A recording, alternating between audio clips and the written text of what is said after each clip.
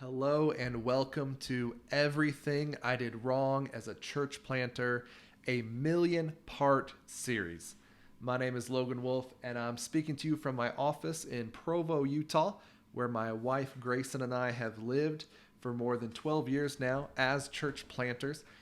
Over the course of those 12 plus years, our ministry has taken a lot of different forms and shapes. We started in the conference center of a Best Western, what eventually became a Baymont Inn and Suites, basically doing that a mobile church setup every week, coming in, setting up, tearing down. We did that for 5 years before we navigated a church merger and absorbed a much larger, much older church than us, and basically overnight became multi-site. So we had 2 buildings in 2 different counties, 2 different cities, and staff in both of those places, part-time staff, but staff nonetheless. And we did that for almost 4 years before offloading that structure, getting rid of those buildings, phasing out the staff. And we have for the last, going on 5 years now, been functioning as a network of house churches across the state of Utah, and even spilling into some other states across the U.S. and even outside the U.S. Here of late. So it has been an incredible 12 years or so. I've been looking back on that and basically evaluating what I would do differently if I could do it all over again. Even if I was pursuing some of those same courses of action, what would I do different if I was going to do mobile church again, or if I was going to be multi-site again? And then just knowing what I know now, like would I even go down some of those paths and those roads? And so my purpose in doing this is just to basically save you some of the heartache and tears and frustration, as well as just your time and your energy and your money as you are preparing to or are laboring in the city that you feel God has called you to. And so this is season 2. And I don't know how significant how significant it is that we are trying to do this in seasons, but I've been focusing on the time, at least in my personal story, of life and ministry before our grand opening service. So in season 1, I was talking a lot about life and ministry prior to moving to Provo, Utah. And now I'm focusing on this very brief season before our grand opening service. And of course, we've had some other voices on here as well. We'll continue to do that. Those may or may not align with my own story chronologically, but we've had just some good brothers on this. My wife's been on this as well. And I've got some things lined up here. I'm going to hope to record even this week that will give you some more insight into some things, some pitfalls and some things to avoid in your own church planting endeavors. And so I want to talk about, I think, something very practical that I gave absolutely zero consideration to, and it ended up biting us. And then in hindsight, it was ongoing. And that is, I did not consider branding. Now, I'm not talking about marketing. I feel like that'll be a conversation coming up soon, and how we were advertising and promoting our services and events and activities and those sorts of things, social media, all of that. But branding, and by branding, I just mean the way that you distinguish yourself in the public arena, the way that you foster your public identity. And that usually includes not just your name. So again, I'm talking about churches, so your church name or logo, but any additional symbols, slogans, colors, etc., those kind of things that would lend itself to when people see those or hear those things, they think of you. So absolutely, that's not my background. I have no training in it. I've not done anything even personally to try to develop those skills. And so this is something I did terribly, and it showed up so often just how bad, how awful our branding was. So no thought was given to this personally for us beyond our church name and our church logo. Now, probably like you, before we ever moved, I remember just driving down the road at times, me and my wife, just brainstorming church names and what if we named it this, and what about this, and trying to incorporate different symbolism and Bible verses, and something. What about this? And we went back and forth, and there was, a lot of scrap things you just didn't use, things that weren't, maybe were created for the sake of being creative, or things that were cliche, or But I remember one time we were driving down, this is back in North Carolina, and we were driving down the road, and I had said, the name of, we could call it Bright Morning or something like that. And my wife is like, we're not naming the church. It sounds like a daycare center or something. We're not naming the church after a daycare center. So anyway, we gave a lot of thought to that, and as well as the logo. Now, I didn't come up with the logo for our church, our ministry. We actually had a friend, so not even a professional, we had a friend do it for free, just as something they wanted to do for us. And I said, yeah, that's great. And I took it and ran with it. But both those things, we did not give enough thought to either of these things. And that's what I want to encourage you to do. So the name of the church that we started, if you're following our story chronologically, was New Morning Church. New Morning Church. And we came up with that, my wife and I, prior to moving to Utah. So before we ever moved, that was May 12th, 2011, we had already decided we're going to start New Morning Church. And then we had the logo. And the logo was this rectangle. I don't even have a picture. I'll tell you what I'll do is, if you're watching this on YouTube, I will, right here, I'm going to make a note. I will fade in at 620. I will fade in the logo we use, because it is rectangular. It'll take up the whole screen. It was rectangular. It was aspen trees or the pine, not aspen trees, the pine trees here in Utah. And it kind of looked this little forest. It was probably more complex than it needed to be.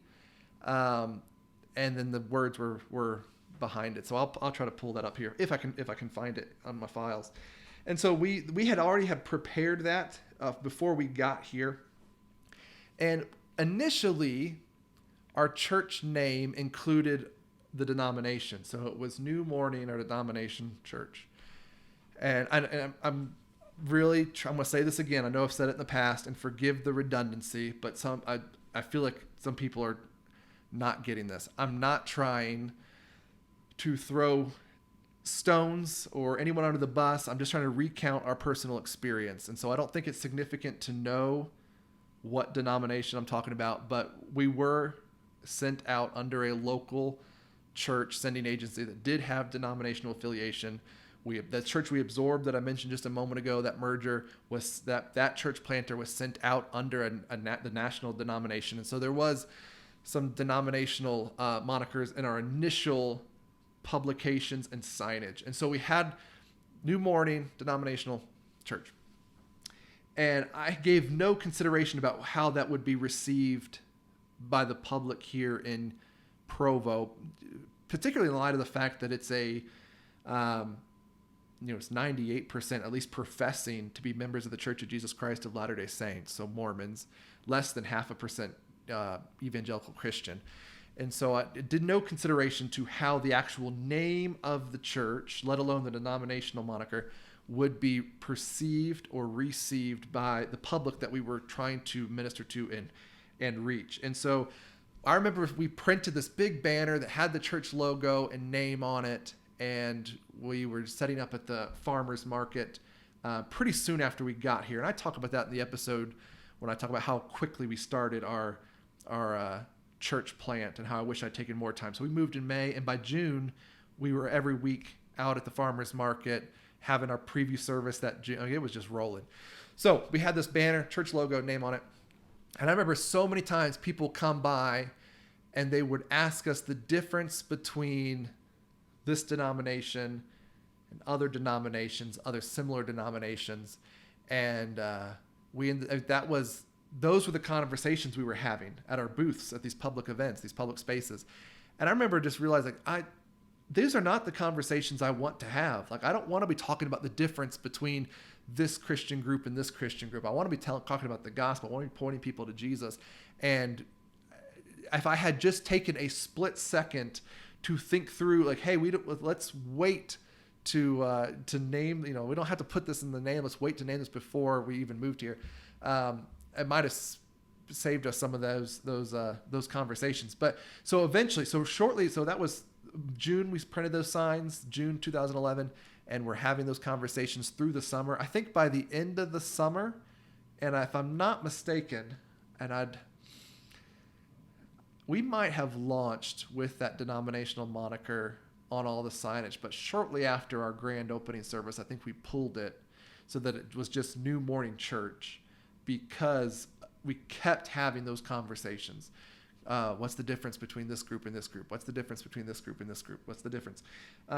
Another thing that did not even dawn on me would be an issue with the church name is people would walk by our booths. This, again, I'm talking about when we were in public spaces. So the farmers market, the Chamber of Commerce, the Women's Expo, the Freedom Festival, all these different fairs and festivals and events. And real quick, people would stop and say, what's the new Mormon church? What's a new Mormon church? And you can't say, look here, you illiterate idiot. The name itself, it just wasn't clear. I mean, I get people are walking by fast, and you see what you want to see, but no, that's not what it says, and we get to have some conversation there. But there was, man, I think one of the things I wish I had done when it comes to branding, and here I'm talking about logo, I'm talking about the church name specifically, is just waited and got here and got a feel for the culture, the area, and had some conversations around the church name and buzzwords and all this kind of stuff, and then named the church after we had arrived. In fact, knowing what I know now, I would have waited until we started gathering other disciples and believers and moving towards some kind of public gathering, and roundtable that and let them help me in that decision, creating some buy-in and brainstorming some different ideas. And so I wish I hadn't named the church before that I moved here, before I got here. In that same vein, we created a tagline. This was probably the extent of our branding beyond the name and the logo. We created a tagline.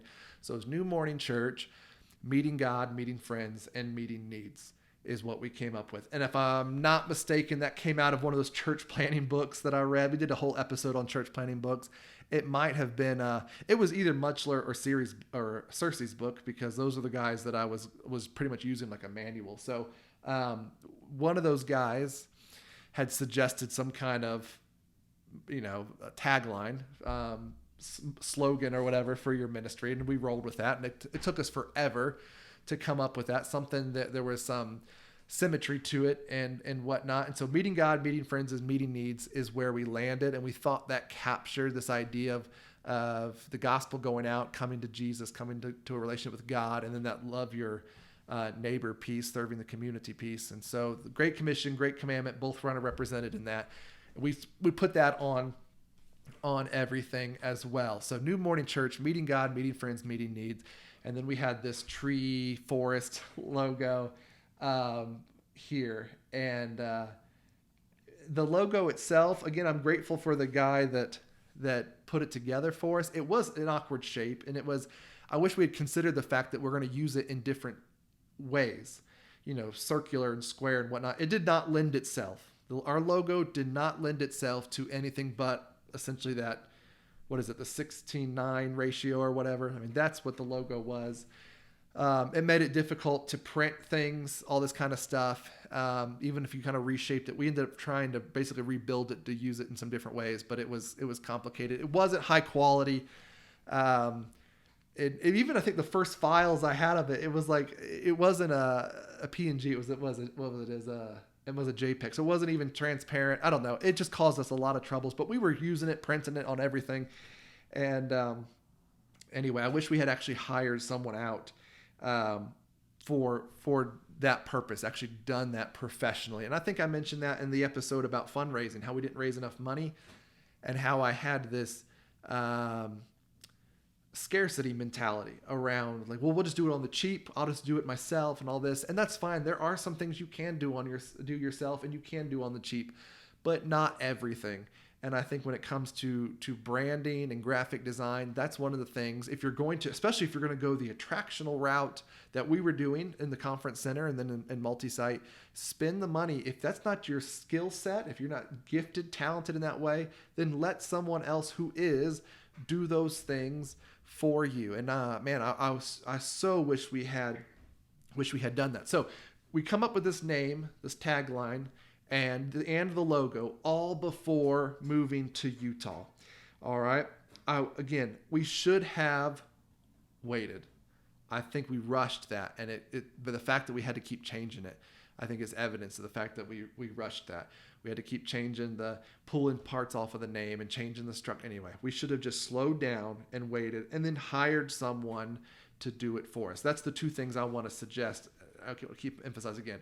There's no rush. Like, get where you're going, get a feel for the area, and then press into it. Now, I will say this as an aside.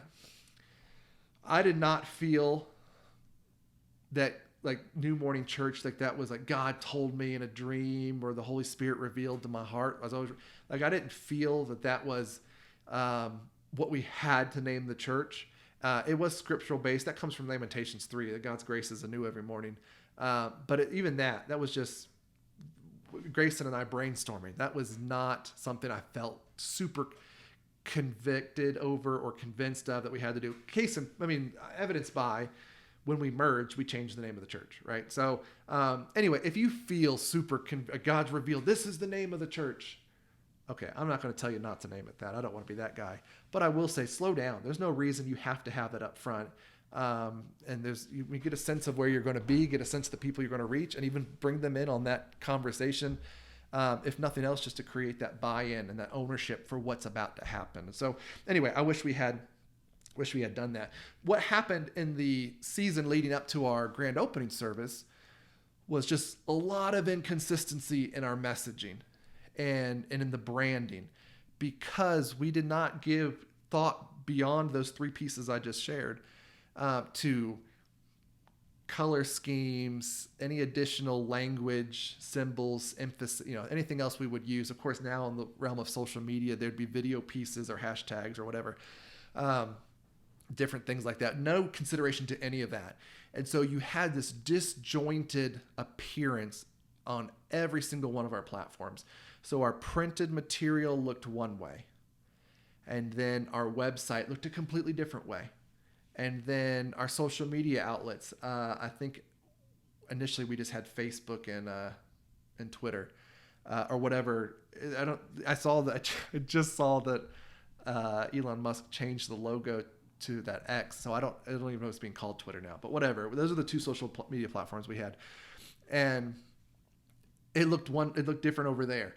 And so you would bounce between those, and just no continuity in the language, no continuity in the color scheme, no continuity in the pictures, no even continuity in like the action items, the actions, steps that you're asking people to make. And it was just all over the place. And rarely were we ever, I think the only thing we outsourced was the actual printing of any of the materials that we were putting together. And so like the church invitations we were taking door to door, I think we went to Got Print, I think is who printed those, which is a great, I'll put that in the show notes. Got Print is a great resource for those kind of things, but no one helped with the graphic design or anything. And so, you're putting all this together, and it's just, it was just awful. And then I remember one time we did this event. So I wish we had spent more money on this. This is so cheap. I remember we went to an event. We had got all this contact info for people that stopped by our booth and gave us their name and phone number and email address.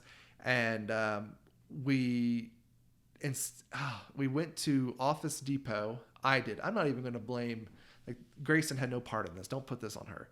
I went to Office Depot and I bought a pack or several packs of, I guess, what were wedding invitations. It was the foldable cardstock wedding invitations, but it had the silver pearl border around it, like a textured, like clearly something for a party or a reception. And that's what I printed the follow-up on. And it looked like, I'm cringing right now. Like, it's so, you can't, and which makes for good audio, right? So terrible, so awful. And that's what I sent to people. And I don't know. I don't think you have to be an expert or perfect. And I don't think this is something that we have to like match the multi-million-dollar companies and corporations that are, do this every day. But there is something to doing it well. And my attitude was save money, save money, save money, which is a position I put myself in. It's a position others let me put myself in. If I had just spent the money or raised the money and then spent it on, I think it would look so much better. And so, man, I hate that I did that. And that was just one of several examples where me on the cheap was putting together. And then we did advertising in the newspaper and all kinds of stuff. I just wish we had done so much better. There were probably people seeing that and laughing at us. I know I know that if I received, especially that wedding invitation paper or whatever, and someone sent that to me, no, like, this is ridiculous, man. This is so ridiculous. So anyway, it led to some inconsistent messaging. The merger, and I'm going to talk about the church merger and our navigating that in another episode entirely, because that was years later. But all that did, I think, was exacerbate. Is that exasperate? I don't know. Oh my gosh, this reminds me of the episode Grayson and I did where we couldn't pronounce the word. All it did was make it worse. The inconsistency in our branding, in our messaging. We wanted to honor the church we were merging with. So, because it was at least 5 years older than us, going on 6 years older than us, I believe, and it was called CrossPoint Church. CrossPoint Church, different name, different logo, and so we wanted to honor them just because they were a bigger group of people. They were the older church, and so we were going to, when we merged, we were going to rebrand. Learned no lessons from the previous experience with branding. And we kept their name. We kept our original tagline. So it was CrossPoint Church, meeting God, meeting friends, meeting needs. And then we kept their logo. And of course, now you're in two different cities. We didn't learn any lessons. They didn't have any really strong branding themselves. And so as we're like merging websites and merging social media pages and all this kind of stuff, that inconsistency was just blaring, just continued across the board. And then you're trying to communicate, because there's a huge, something we didn't consider, the difference of the culture and the people in Salt Lake County versus Utah County, and stuff's not landing and stuff's inconsistent. So that merger just made that all the more frustrating. I think looking back in hindsight, it was a frustrating thing. And even here's something I was just considering when it comes to branding, is how it essentially eventually moved just towards this blandness. And I read two articles recently. I'm going to put both of these in the show notes because they're not church related, but they're on this point of branding. The one article is called "The Age of Average," and the second article is called "HGTV is Making Our Homes Boring and Us Sad." And both these articles capture this reality, unfortunately, that where everything kind of moves towards this sameness. And that first article, The Age of Average, kind of shows all these different book covers and movie posters and home decor stuff and fashion magazines, paintings from different time periods that all just kind of move towards the same thing. And you see that in church culture and in church branding, and we see that with CrossPoint. There was this opportunity with this merger to really reinvent ourselves and correct some of those errors, and instead we slipped into this sameness, this oneness. So much so, CrossPoint, there's also in Utah a Crossroads Church and a CenterPoint Church, and in fact, the Crossroads Church, we must have had the same. Whoever did CrossPoint's logo must have did Crossroads logo, because it is almost the exact same logo. Someone sold the same product twice, or someone ripped someone off. But anyway, it's like this, the same kind of names, the same kind of logos. You even look at like church decor. It's that same, like for a while, that reclaimed wood on the back, on the stage, on the pulpit, the podium.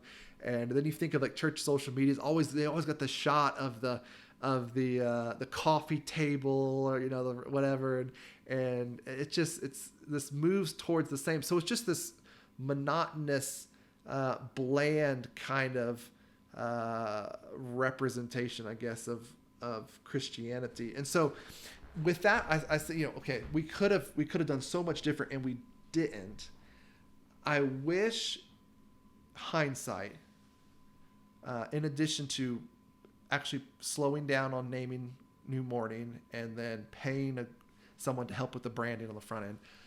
I wish we had, instead of just absorbing CrossPoint and their logo and their name and whatever, I wish we had gone against the mainstream and kind of broke out from that mold. And that's something I would recommend to you, is like, don't look at all your top 10 like church role models. I don't know what the word is, or examples of like, this is one of my favorite churches, or this is my favorite ministry, and like, I'm going to do something. So like, I would try to break out from that, because it all kind of just slides towards that grayscale. And I'm using that metaphorically, this kind of grayscale blahness. And so do something, I would say, completely different. Like, do something different. We don't have, anyway, I get with branding. Well, here's knowing what I know now. Let me move towards this. Let's kind of wrap this up here. Knowing what I know now, I have this love-hate relationship with branding. Now, we're at a point in our ministry, I have been messing with, like, the only thing we've maintained that's a public display of our name and logo is our website. And we're tweaking some of that, and we're probably going to have to redo a lot of that entirely, as we look at what does it mean to network more broadly and go from being, this CrossPoint is essentially the name of a singular entity, but now it's not a singular church. We're a network of house churches, and we've got more people coming in wanting training and coaching and these kind of things. And how do we communicate what we're doing now? So there will be some rebranding there. So I get the significance of it and the importance of it. But on the flip side of that, I hate branding in the sense that it creates essentially this competition, which is what branding is. You're setting yourself apart in the public sphere, right? So I think if, in branding, we can try to make ourselves appear, here's why we're different than this church, or here's why we're better than this church. And that's not, like, if you're going to put all this time and energy into branding, I think the thing to keep in mind at the forefront of your endeavors is, I'm not placing myself, our church isn't in competition with, I'm not trying to contrast our church with another church. I'm trying to contrast our church with the world. I'm trying to contrast our church with the culture. And so there is this, I think that's a healthy maybe way to look at branding, is I'm not trying to show that I'm better than this other Christian church. I'm trying to show myself this is a better option than what the world has to offer. And then there's always that possibility that you have really good branding and you've hired the best people and you've spent all the money and you've done all this, and you've actually just a really bad church. Like, you're not pointing people to Jesus. You're not in the Word. You're not Spirit filled. There isn't prayer. There isn't genuine worship. And so branding isn't the end all. I think it's a means to an end. And so I think that's something to be mindful of. I wouldn't want to make it like I'm competing with other churches. I'd want to compete with the world. But anyway, so I'm going to go ahead and stop here as we come up on the 30-minute mark. I hope this has been more practical for you. This is, again, something I blew. Like, I can't even point to one good thing I did in this area, but we'll pick this up in another episode around marketing and some of the things that we did and didn't do and should have done and whatnot. So thank you so much for listening. I hope this has been a help to you. If so, please subscribe to the podcast. Please leave us a rating or a review if you're listening on Apple Podcasts or Spotify or something of that nature. I would also encourage you, if you know a church planter, you are a church planter, you've got a team or supporters or whatever, please forward this on to them or post this on your socials where they can see it and get access to it. We truly, my heart is to help people as they're preparing to go start churches of their own. I want to be an encouragement and a help in that endeavor. And so if this has helped you in a small way, please pass that along to others that it might do the same. Again, my name is Logan Wolf, and this has been Everything I Did Wrong as a Church Planter, a 1,000,000-part series.